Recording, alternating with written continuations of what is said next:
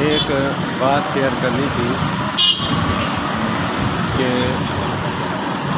رات کو پروگرام بنایا ہم نے، 3 بندے تھے، ایک کار والا، ایک میرا دوست ہے۔ بات جو بتانے کی ہے وہ یہ ہے کہ اس کو لے کے جا رہا تھا۔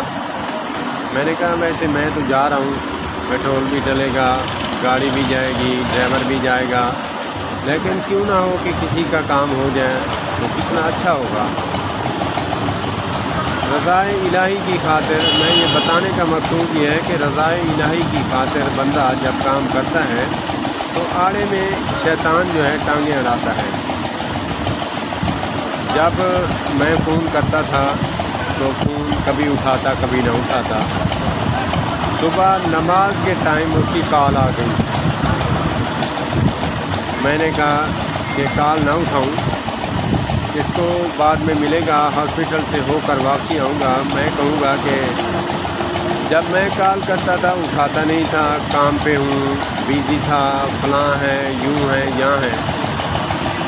تو میرے ایمان نے کہا کہ اگر رضائے الہی کی خاطر کرنا ہے تو پھر یہ اگر جواب دو گے تو تمہاری رضائے الہیت للہیت جو ہے وہ ختم ہو جائے گی۔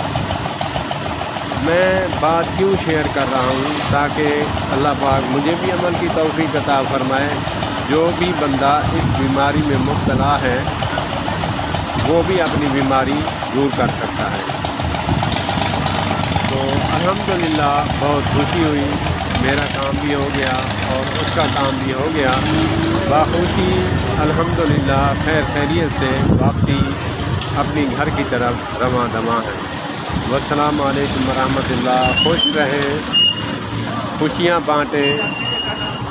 مجھے تو بہت خوشی ملتی ہے کسی کی ہیلپ کرنے سے، بہت خوش ہوتا ہوں، میں نہیں بتا سکتا کہ کتنا خوش ہوں۔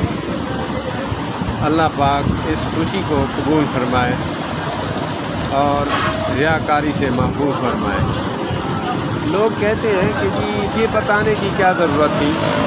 مولانا محمد طارق جمیل صاحب حفظہ اللہ تعالی فرماتے ہیں کہ اللہ کے گھر میں مانگنا اللہ کے نام پر یہ اچھی بات نہیں، لیکن تمہیں شرم دلانے کے لیے ہم یہ صندوق کی کپڑا پھیرتے ہیں، بندہ پھیرتے ہیں، تمہیں شرم دلانے کے لیے۔ اللہ پاک میرے مولانا محمد طارق جمیل صاحب کو صحت والی بہت لمبی زندگی عطا فرمائے۔ والسلام علیکم۔